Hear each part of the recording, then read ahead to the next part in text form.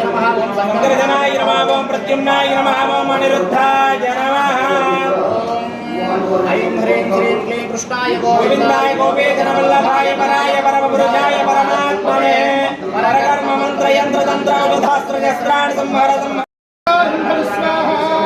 ज्ञानं योगेन तदेन प्राप्त देवं भावे भूमौ सेमेन बिभेति विवर्वितदेवति देवतानां भूयस्ये भूतये स्फुलिंगं जाग्रं जाग्रतदावं त्रिभुवन विजयव्यग्रमुग्रं महास्तुतं पूर्णे पूरे सुदानां सुमोदन तदस्वमं बालगाले महाजाकावृतं सहस्रां विसर्जनक्षेमरक्षादिरक्षा आभे भास्वस्सनाभे नित्यविभवं स्वाहा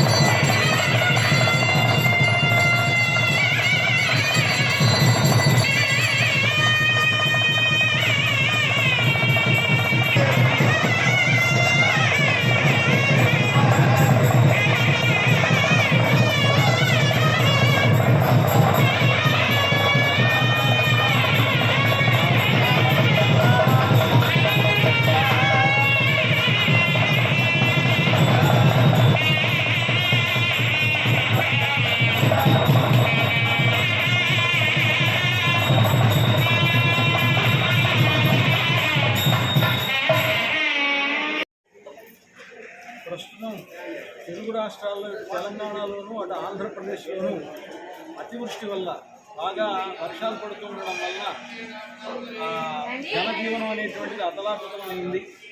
ఈ వరదల్లో చిక్కుకొని చాలామంది ప్రజలు బాధపడుతూ ఉన్నారు. కనుక ఇటువంటి అతివృష్టి అనావృష్టి ఇవన్నీ కూడా దుఃఖకరమైనవి అంటారు.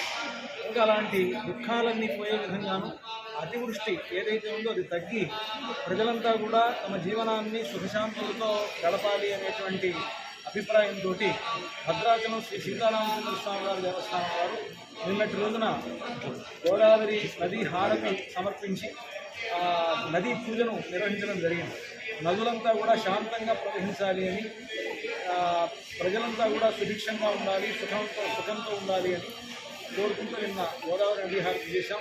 అదేవిధంగా ఈరోజు భద్రాచల శ్రీ సీతారామచంద్ర స్వామి వారి సన్నిధిలో యాగశాలలో సంక్షేప రామాయణ సహిత సుదర్శన హోమాన్ని కూడా నిర్వహించడం జరిగింది.